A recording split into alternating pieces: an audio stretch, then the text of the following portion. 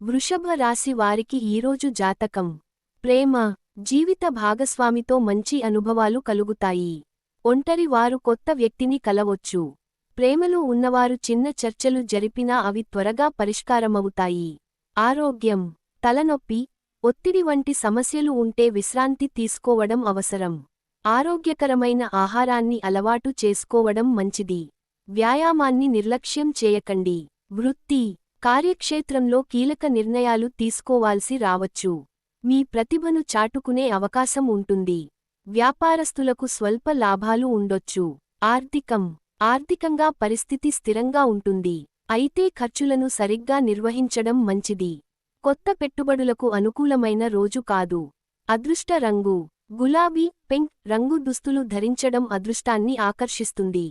Thanks for watching. If you enjoy, please subscribe, like, comment and share.